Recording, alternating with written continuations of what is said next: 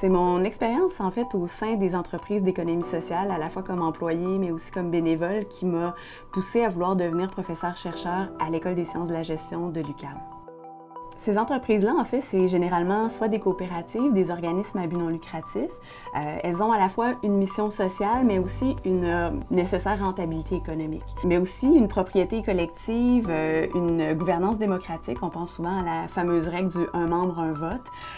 Et aussi la participation de différentes parties prenantes, que ce soit des bénévoles ou d'autres usagers.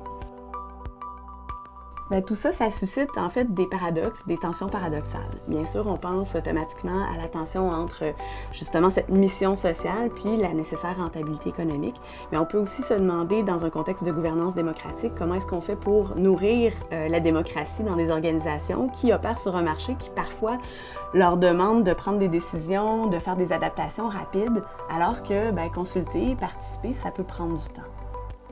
Ces paradoxes-là sont au cœur de mes recherches, de mes publications, mais aussi au cœur de la programmation de notre équipe de recherche en gestion des entreprises sociales et collectives, puis aussi, surtout, je dirais, des préoccupations qui occupent les acteurs de l'économie sociale.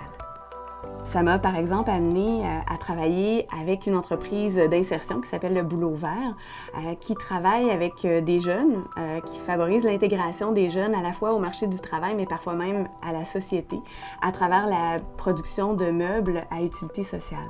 Avec Le Boulot Vert, dans le cadre d'une recherche partenariale, on a développé un outil d'aide à la prise de décision qui permet à l'organisme à la fois d'analyser des opportunités d'affaires dans le respect de sa mission sociale profonde.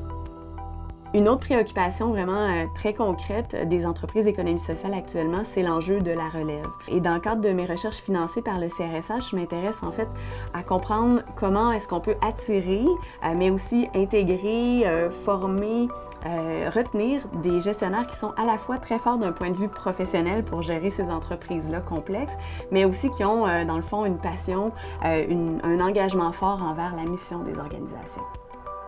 Tout ça, ça s'inscrit dans des réflexions plus larges que je mène sur la professionnalisation du secteur de l'économie sociale et aussi de ses outils de gestion.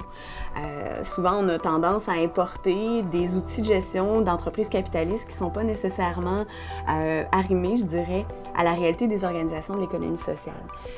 Est-ce qu'on est capable finalement de développer nos propres outils, d'adapter, de transformer des outils de gestion?